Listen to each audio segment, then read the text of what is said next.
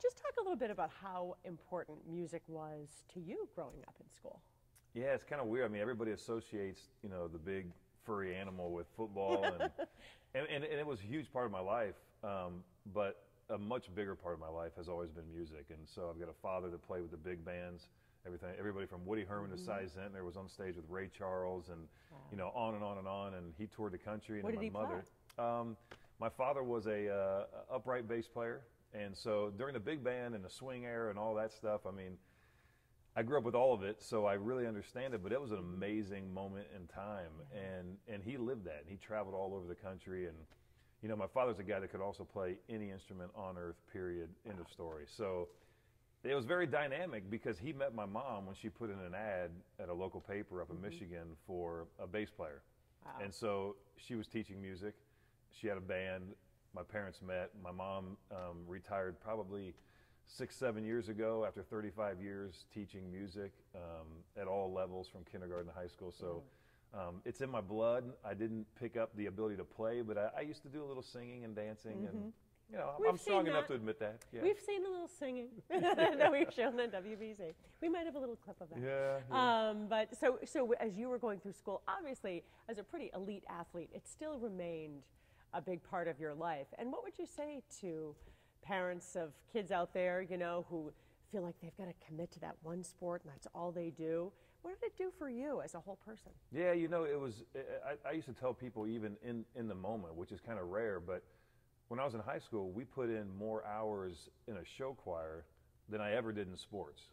And as tough as a coach can be, I would put my director up against Dante Scarnecchia or anybody else that's ever coached a game of football, because they're perfectionists, and when you look at music and you look at how you have to compose things and how you have to, organize all the different instruments that make up a group or an ensemble or whatever it is, if one person's not right, it affects everybody, it affects the whole piece. And so, I've always loved that dynamic, and I've always looked at sports too and said that, no kid should play 3 sports. I mean, I don't care if you're the best athlete on earth.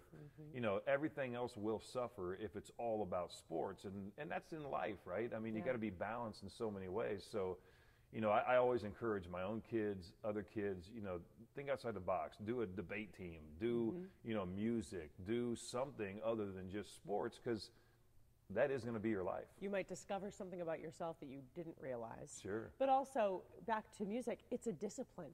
Right? And so you have to learn to be precise and as disciplined, obviously, as any athlete is. Yeah, without a doubt. And to be on a team.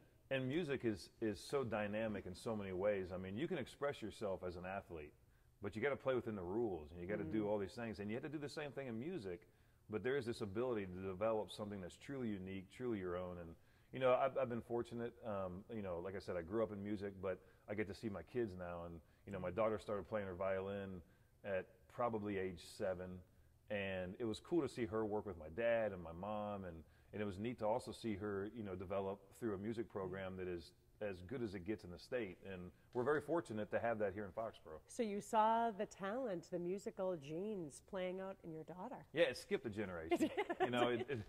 It dropped down, luckily to them, and it's just been amazing. I mean, she has an ear for it, she has a feel for it, and at first she didn't really even have to try. And it became something that, as she got more in tune with kind of where she fit, in the greater scheme of things, that confidence started to build. And like I said, here in Foxboro, and we've raised our kids here, the whole time, we're very fortunate to have the ability to introduce her to a group and peers and a program that really prides itself in doing things at a very high level. Because people might not appreciate this. Talk about the music program in Foxboro. Yeah, look, we heard about it before we even got to Foxboro. We spent our first 3 years in Franklin, and it was great, and we were looking to make a more permanent move to a home, and we found a home in Foxboro, and we thought, okay, this is great. We're going to be close to the stadium, but the bigger picture was, okay, what's it going to be like for the kids, and where does the school rank, and how are we going to do these things? And I grew up in a public school, and I never thought I'd ever even consider a private school, but we went down that road a little bit until we found out that, look, Foxboro has a great core staff of, awesomely qualified teachers, but beyond that, their music program is really good. I didn't care really about the sports. Sports take care of themselves. Right. But I wanted to see everything else that was available, and that music program stood out. Because it's award-winning. It is. Constantly.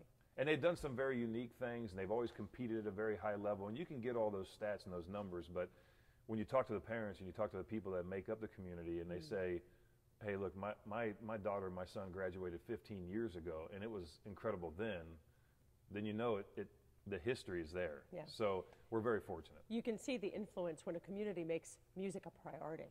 Sure, yeah, and they do. And that's the support of the music boosters and the parents that make up every aspect of not just getting your kids to an area and getting them there on time, which is what we all struggle with as parents, but really jumping in and making it just a very cool fit for family, for the kids themselves, for the people that come. I mean, we've had so many of our family members from back home that have sat in this auditorium, and they're amazed. Seen some amazing shows, Yeah. So let's talk a little bit about this relationship with the Hale School in Perth, Australia. Sure. They've come here 3 times over the last decade or so, and you had some young men from Australia come and stay at your house. We did, yeah. I tried something I thought I'd never try, and for some reason, what is this stuff? Oh, Vegemite? Oh my God. Did you eat the Vegemite? How bad is it? So we had 2 young men that stayed with us. They were both incredible, very polite, very, I mean, they were so respectful of everything. Oh, yeah. But the one thing that blew my mind is that one of them had a tube of Vegemite that he never left home without, And I actually did give it a try, and it is absolutely horrible. It does not translate well to the U.S., and I have to imagine it must taste different down there because I don't know why anyone would try it. But they were just a joy to be around. They really enjoyed being here. Their program has gained, an immense amount of, knowledge and understanding of how to really operate a music program at a high level by the relationship, with the team here in Foxboro. Yeah. So, it's been an awesome thing to be a part of. And the idea now that, what they've been able to experience by coming here, our kids in Foxboro and my daughter can experience that in Australia, a place that I've never been and always wanted to go, is really incredible. So next July, almost 50 kids are going to make this trek to Australia. Hopefully all of them will be able to go, because for a high school, I think most people would think, wow, Australia is ambitious for a high school. Right. Usually it's just the trip to Spain or France. Why do you think it's important for them to do this? Well, I think every parent wants to give their kids something that they didn't have, and whatever that is, and you think about, all the things that you did when you left home for the first time, you went to college. For so many kids, that is their first experience away from home. We can take trips with family members, but when they go out on their own and they don't have mom and dad hovering over them, that's a big time. It's a big moment, something they'll never forget. And, we look at this as parents and just say, I mean, number one, they're going to be with a group of people that they love being with, and that they work really hard all throughout the year, and they have all these amazing experiences, but it's going to go to a whole nother level when they hit Australia. Right. And the ability to take them all, which is a huge feat. I look at the bottom line on everything. And when you see how much they're going to get to experience, and that the price tag doesn't reflect that, you would think it would be 3 times the cost, but they've done an unbelievable job of leveraging relationships and putting together this world-class tour of Australia, but at a small price. But it's still a price that's very hard for a lot of people to reach. $245,000 sounds like a lot for a high school program, but as Cammie was pointing out, Foxboro is not a town that struggles per se, but it's not filled with great wealth. These are people who are working, who are trying to give their children an amazing opportunity, and they perform at such a high level musically. They really want to fundraise for this to make sure that they can go to Australia and stay with the host families there, right? Yeah, and I think the idea that if you want to take a handful of kids, like, okay, we're gonna take only the kids that can afford to go. Yeah. I mean, that wouldn't be the experience that this will end up being, because this is 48 kids that have put in a ton of work and that deserve, an opportunity like this. And the cool thing is, I told my daughter, I said, look, this is an awesome opportunity for you, because if you want to do something like this, you got to learn how to sacrifice. So these kids are sacrificing their time, going out and playing for organizations to raise some money.